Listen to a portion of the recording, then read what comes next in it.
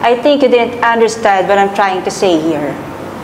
Marami namang mas may potential sa'yo na payat at mas appropriate ang katawan na pwedeng i-hire sa ganitong restaurant, di ba?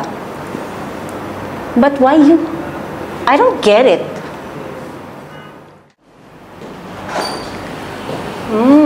Ito pala yung bagong bukas na McBoy. Sakto. Nakikrib ako sa lechon manok.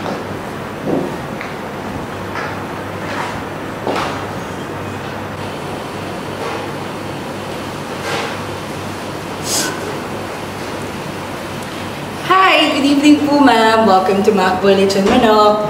Here's our menu po. Pili na po kayo ng order nyo. And I assure you, you will love our food here. Wait. I'm just curious. Bago ako pipili ng order ko, gusto ko lang malaman ang sagot mo kung bakit tinatanggap sa ganitong restaurant ang tulad mong plus size. Ganito na baka babang standard ng resto na ito? Sorry I'm just being honest and transparent.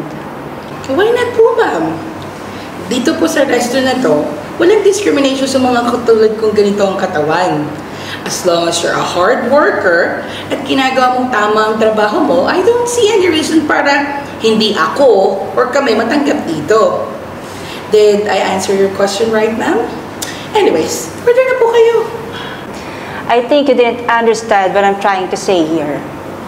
Marami namang mas may potential sa'yo na payat at mas appropriate ang katawan na pwedeng i-hire sa ganitong restaurant, di ba?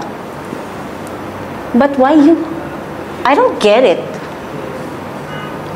Ma'am, it's simply because here in this restaurant, a person's body size doesn't matter.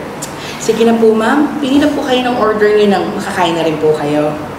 Well, halatang umiiwas ka sa topic.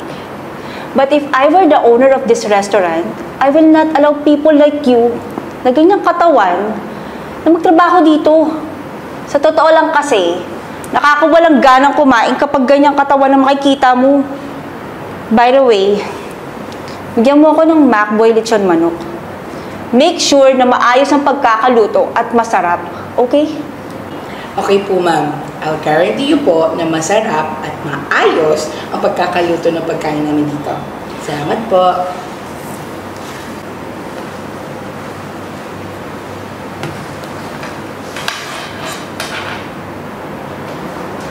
Ay, sa wakas. Excuse me, ma'am. Ito na po yung order ninyo, McBoy Lechon Manok. Teka, nasaan yung matabang waitress kanina na nagasi sa akin? Ah, si Ma'am Suki po. Nabibihis na po siya kasi paalis na po siya, ma'am. Bakit po, ma'am? Tinawag mo ma'am yung matabang yun? Eh, katulad mo lang naman din siyang waitress dito, di ba? Naku, nagkakamali po kayo, ma'am. Siya po yung may-ari ng restaurant na to. Tumutulong po talaga si Ma'am Suki sa pag-aasikaso dito sa resto pag kulang po siya ng staff o kaya kung marami pong customer. Ganun ba? Okay, sige, salamat. I'm fine with my food. Salamat din po, ma'am. Enjoy your food.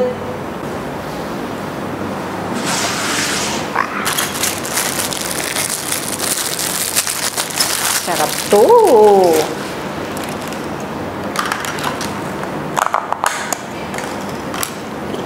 Sana yung puwet, favorite ko.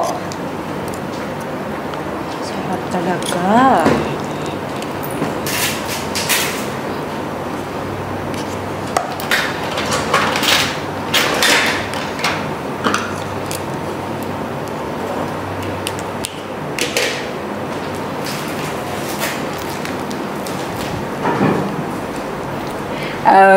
Excuse me, ma'am. I hope hindi ka na-disappoint sa lasa ng pagkain namin.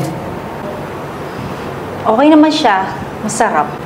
Talaga po? Salamat po, ma'am. Dito kasi sa restaurant namin, I make sure na nabubusog talaga ang mga customers.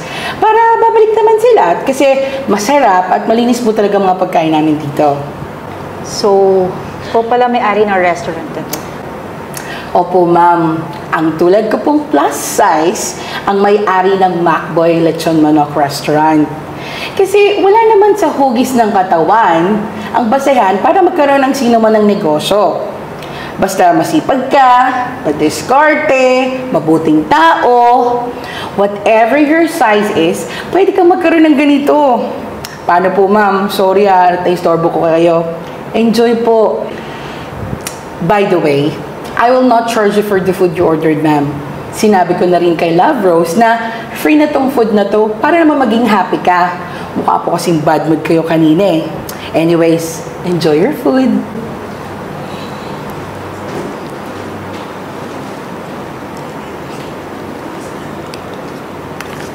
Hindi ko talaga masarap.